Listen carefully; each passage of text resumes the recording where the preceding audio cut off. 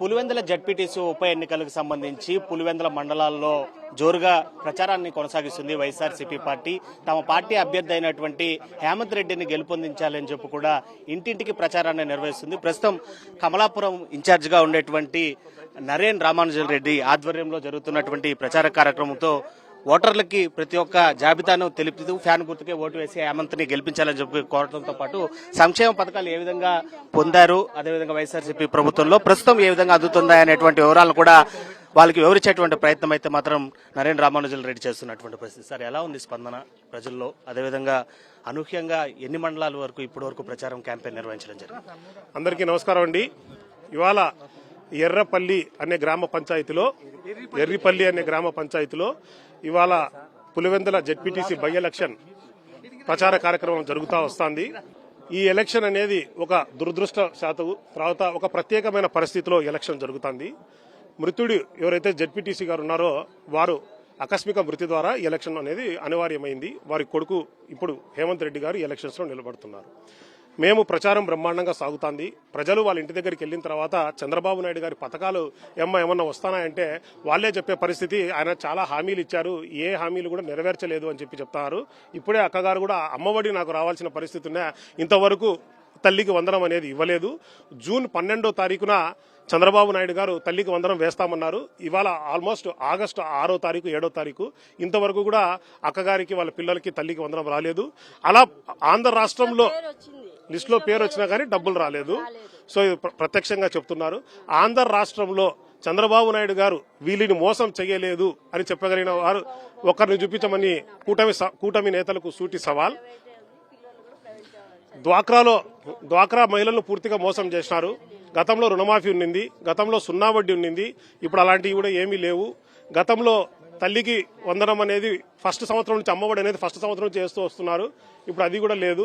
గతంలో 45 సంవత్సరాలకు మహిళలకు డబ్బులు వేస్తున్నారు, ఇప్పుడు అది కూడా లేదు. పూర్తిగా మహిళా లోకాన్ని పూర్తిగా మోసం చేసింది కూటమి ప్రభుత్వం. అదేవిధంగా రైతులకు కావచ్చు, రైతులకు ఇంతవరకు పడలేదు అన్నదాత సుఖీబాబా అనేది. ఫస్ట్ సంవత్సరం అయితే పూర్తిగా ఎత్తేసినారు. 20,000 రూపాయలు ఇస్తామని చెప్పినారు, లాస్ట్ 14,000 ఇస్తామని చెప్పినాడు, అది కూడా ఇంతవరకు ఇవ్వలేదు. ఇప్పటికి కూడా రైతులకు పడలేదు, ఓన్లీ మోడీ గారు ఇచ్చిన డబ్బు మాత్రమే వచ్చింది. గతంలో రైతులకు ఎరువులు మన ఆర్బీకేలలో దొరికే పరిస్థితి, ఇప్పుడు ఆర్బీకే వ్యవస్థను పూర్తిగా నిర్వీర్యం చేసింది కూటమి ప్రభుత్వం. గతంలో ఇన్సూరెన్స్ రాష్ట్ర ప్రభుత్వం కట్టేది, ఇప్పుడు ఇన్సూరెన్స్ కూడా రాష్ట్ర ప్రభుత్వం కట్టడం లేదు.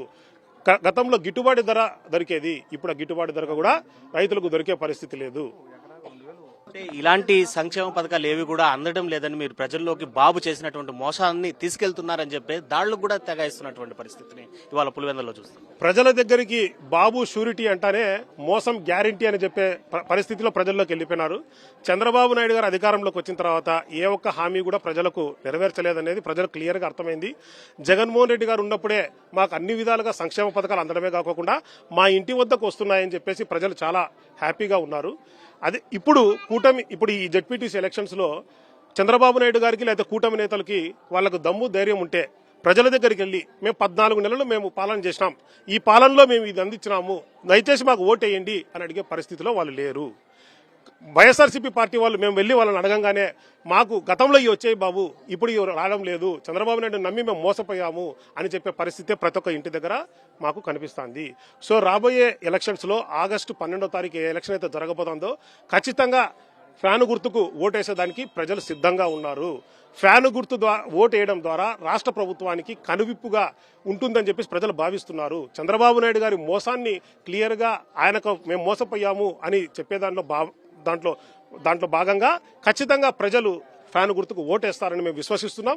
ప్రజలు కూడా అలాంటి భావన మాకు కలిగిస్తూ అలాంటి కాన్ఫిడెన్స్ మాకు ఇస్తూ వాళ్ళే నాయన మేము ఖచ్చితంగా ఫ్యాన్ గుర్తుకు ఓటేస్తాం బాబు అని చెప్పి మమ్మల్ని ప్రజలు సిద్ధంగా ఉన్నారు. ఓకే, ప్రజల్ని శాంతియుతమైనటువంటి పరిస్థితుల్లో ఓటు వేయించేటువంటి పరిస్థితుల్లో ప్రస్తుతం ప్రభుత్వం గానీ లేదా పోలీస్ యంత్రాంగం గానీ ఉందంటారా? ప్రజాస్వామ్యంలో ఒక నాయకుడి ఒక లక్ష్యాలు ఏంటంటే ప్రజలను సంరక్షించడం, రాష్ట్రాన్ని ముందడుగు వేపించడం. కానీ కూటమి ప్రభుత్వం ఎప్పుడు అధికారంలోకి వచ్చినా గానీ వాళ్ళు నిరంకుశత్వ పాలన తప్ప మరి ఏది కనపడడం లేదు. ప్రజాస్వామ్యానికి నిరంకుశత్వానికి అది క్వైట్ ఆపోజిట్. అంటే ప్రజాస్వామ్యంలో నిరంకుశత్వం అనేది ఉండకూడదు, కానీ దురదృష్టవశాత్తు చంద్రబాబు నాయుడు గారు అలాంటి పాలన చేస్తున్నారు. ఇప్పుడు కూడా వాళ్ళు మేము చెప్పుకునేదానికి ఏది లేదు. సో మాకు ఓటు వేయండి అని అడిగే పరిస్థితిలో వాళ్ళు లేరు. కాబట్టి ఖచ్చితంగా ప్రజలపైన దాడి చేయడం, వైఎస్ఆర్సీపీ పార్టీ వాళ్ళపైన దాడి చేయడం ఇలాంటివన్నీ చేసుకుంటూ వస్తున్నారు. ఫేర్ ఎలక్షన్స్ జరిగితే ఖచ్చితంగా 2024లో ఏదైతే ఎమ్మెల్యే ఎలక్షన్స్ లో ఈ పులివెందుల మండలంలో దగ్గర 4,500,000 మెజారిటీ వచ్చింది. ఖచ్చితంగా ఆ మెజారిటీ కంటే ఎక్కువ వస్తుంది అని ఖచ్చితంగా ఆశిస్తున్నాం. ప్రజలు కూడా అలాంటి స్పందన అయితే ఖచ్చితంగా ఉంది. ఫేర్ ఎలక్షన్స్ జరగకుండా రిగ్గింగ్ జరిగేటువంటి పరిస్థితులు ఉంటాయి. రిగ్గింగ్ చేసినా ఏం చేసినా కానీ ప్రజలైతే క్లియర్ గా ఉన్నారు. ప్రజలైతే ఒకవేళ వాళ్ళు అందరూ బైండ్ ఓవర్లు కడుతున్నారు, మగోళ్ళని అందరినీ లోపల కూర్చోబెట్టే పరిస్థితి చేస్తున్నారు. అయినా కానీ మహిళలు మేము ముందుకు వస్తాము, మేము కూర్చుంటాం ఏజెంట్లుగా అని చెప్పే పరిస్థితి ఉంది. ఖచ్చితంగా నిన్న మొన్న జరిగిన సంఘటనల ద్వారా ప్రజలలో ఒక చైతన్యం వచ్చింది. ఖచ్చితంగా ఏంటి మాకు ఓటు అడిగేదానికోసం ప్రచారం కోసం వస్తే ఎందుకు దాడులు చేస్తున్నారు అని చెప్పేసి ప్రజల్లో కూడా భావన వెళ్ళిపోయింది. నిన్న మొన్న వాళ్ళు ఏదైతే చేసి భయపెట్టాలనుకున్నారో ఖచ్చితంగా అది వాళ్ళకి బ్యాక్ ఫైర్ కావడం ఖాయం. ప్రజలలో ఒక కాన్ఫిడెన్స్ అనేది ఖచ్చితంగా వచ్చింది. దానివల్ల వైసీపీ క్యాడర్ అంతా ఐక్యంగా ఉంది. ఖచ్చితంగా ప్రజలు కూడా నిరంకుశతో పాలనకి చర్మగీతం పాడే రోజు ఆగస్టు 12వ తారీఖు వాళ్ళు పోల్ చేస్తారు. ఆగస్టు 14వ తారీఖును అది ఆంధ్ర రాష్ట్రం అంతా కూడా చూస్తారు. Right sir, thank you.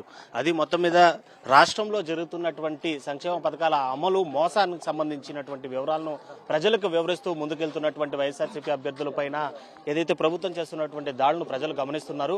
ఖచ్చితంగా శాంతి భద్రతల నడుమ ప్రజలను స్వచ్ఛందంగా ఓటు హక్కు వినియోగించుకునేటువంటి పరిస్థితులు కనుక ఉంటే పులివెందుల జడ్పీటీసీ ఎన్నికల్లో వైఎస్ఆర్సీపీ అభ్యర్థి ఘన విజయం సాధించడం ఖాయమని చెప్పి కూడా ధీమా వ్యక్తం చేస్తున్నారు కమలాపురం వైఎస్ఆర్సీపీ ఇన్ఛార్జ్ నరేన్.